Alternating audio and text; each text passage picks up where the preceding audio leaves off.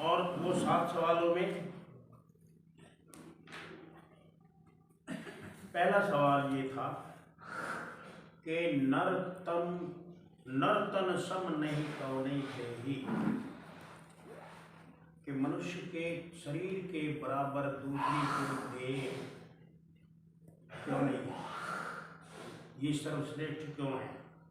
जीव चराचर जाचक तेही, नरक स्वर्ग अपवर्ग न शैनी, ज्ञान विराग भक्ति सुख दे।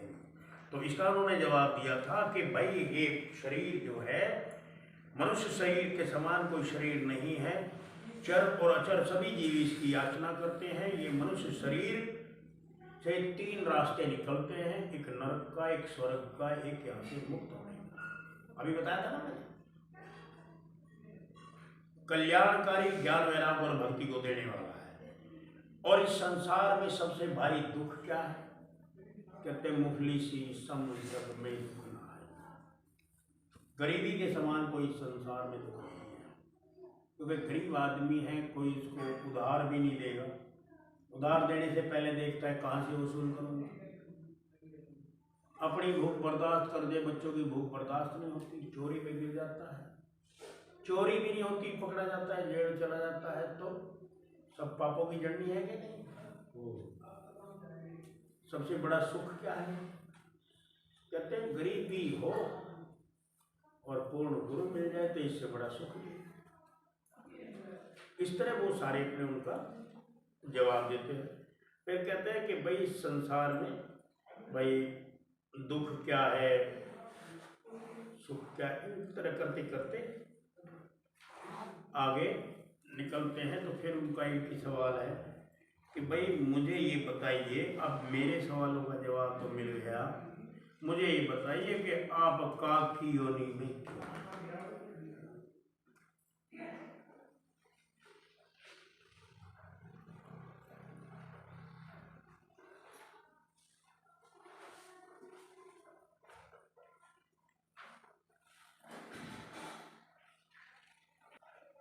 यहाँ से 1027 पृष्ठ पर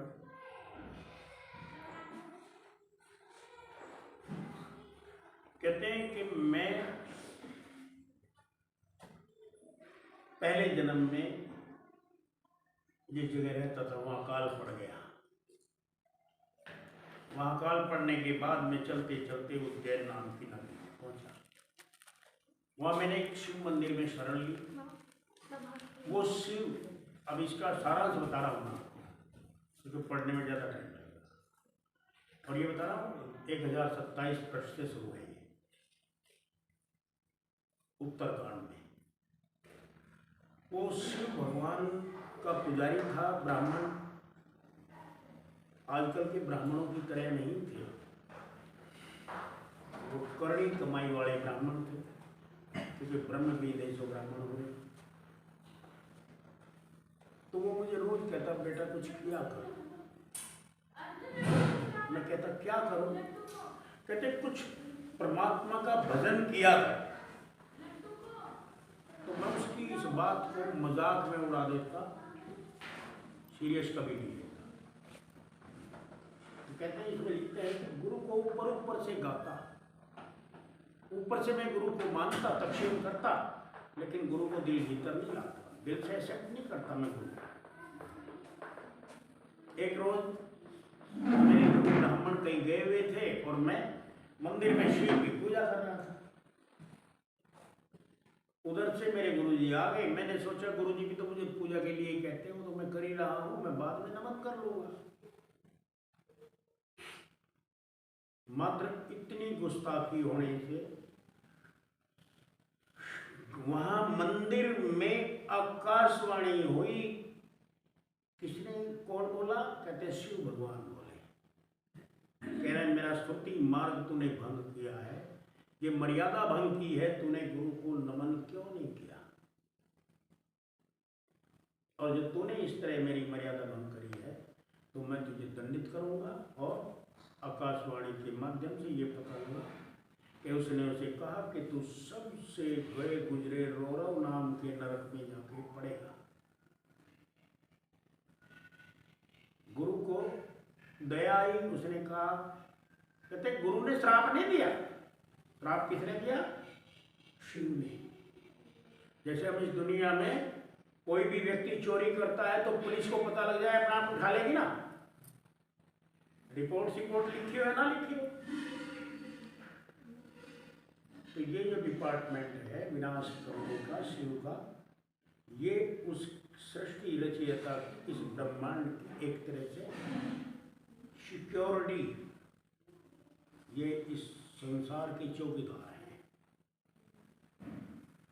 शिव। गलत बातों को नहीं होना। तो वहाँ उसने बड़ी मिन्नत करी, बड़ी खुशामद की शिव की, कहा कि ये मेरा बच्चा है, इसको पता नहीं था, इसे पता नहीं कोई मर्यादा कैसी होती है, और उसके बाद तुम इसको माफ़ कर दो, मुझे कोई इसमें ऐतराज़ नहीं है। तो उन्होंने कुल मिलाकर कहा, मैं ठीक है तुम्हारे कहने के बावजूद इसको रोलो नाम के नरक से तो बचा दूंगा, लेकिन इसे कई युगों तक काग की योनि में रहना पड़ेगा। उसका ये फल मुझे मिला है। तो ये सब चीजें अगर हमें गुरु यहां से यहां तक का सफर चुटकियों में करा सकता है, तो उसका नुकसान भी तो इतना ही हो सकता है ना, या नहीं? तो हमें जितना बचा जाए हम बचे, ना बचा जाए तो मालिक की रजा। ठीक है? तो पहला ये उत्तर कांड के प्रश्न नंबर 127 पर दर्ज है। ये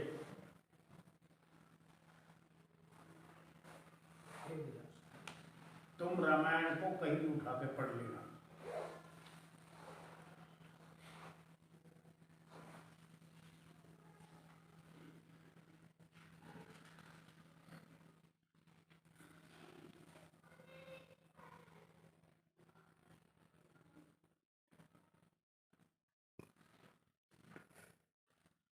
ये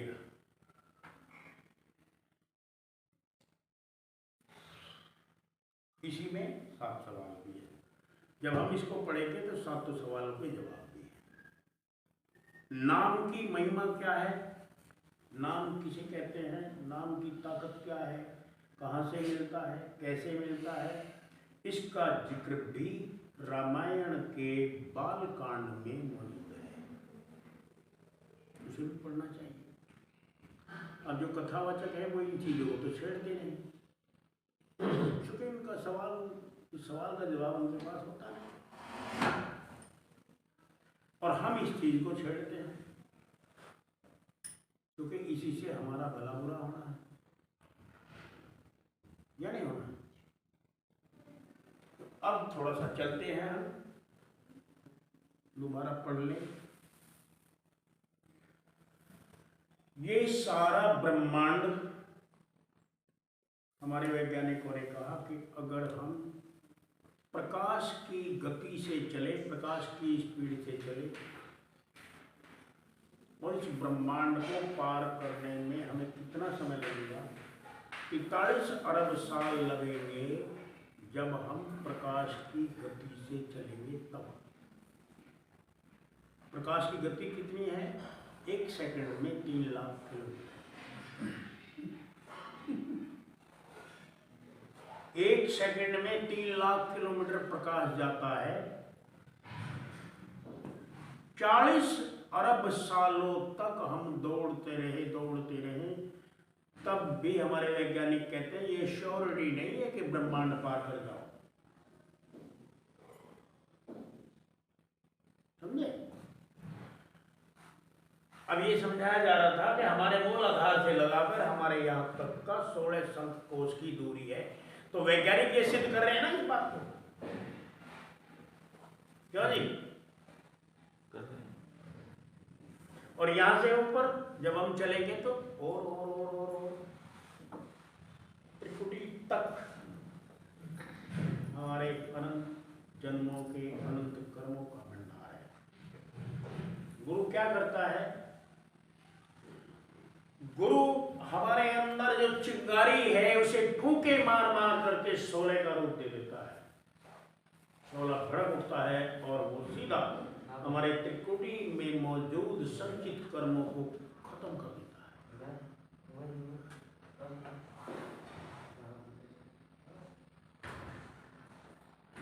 कितनी बड़ी ताकत देता है। और हम ऐसी अवस्था, ऐसी गति को छोड़कर कहाँ जा रहे हैं?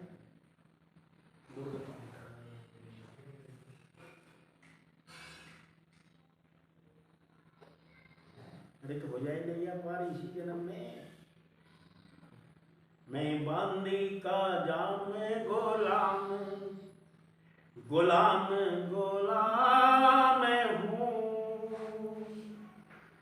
पड़ा रहूं दरबार के आठों याम हूँ। आठों याम, 8 पहर, क्योंकि 8 पहर से ज्यादा तो कोई समय नहीं होता ना, रात दिन का तो समय होता है ना। तो हमें इस अवस्था से गुजरना है। क्या करना है? गुजरना है। बिन गुजरे काम नहीं चलेगा। सुलोचना, अभी एक बेटे की शादी करी है, इसके पहले जन्म में तुम्हारे कितने बेटे, कौन कौन थे, कौन तुम्हारे पति थे, कौन तुम्हारी बिटिया थी, तुम्हें याद है क्या? छोटे से झगड़े के लिए दुखी हो रहे।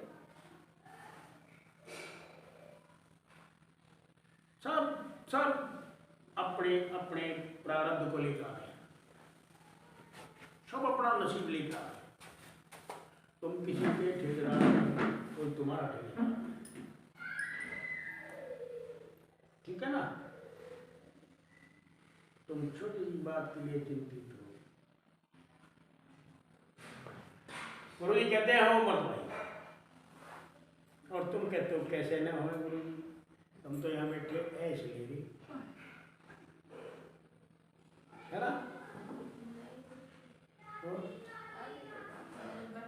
अच्छा, और के कहोगे फिर इसके अलावा? तुम यहाँ बैठे हो, यहाँ हम बैठे हैं, इस जगह पर बैठे हैं, शांत वातावरण है, और ये स्थान, ये जगह मालिक ने तुम्हें बख्शी है। लेकिन यहाँ मैं तुम्हारे सामने जहाँ बैठकर ये भाषण दे रहा हूँ, जहाँ मैं ये बैठकर तुम्हें टास्क दे रहा हूँ, यहाँ तक, इस पद तक पहुँचने के लिए मेरे जीवन में मैंने कितने लोगों के अपमान, मान सम्मान का मुकाबला किया होगा, कितने लोगों ने जलील किया होगा, कितनों ने सर आंखों पर बैठाया होगा, इसका तो तुम्हें किसी को अंदाजा नहीं ना।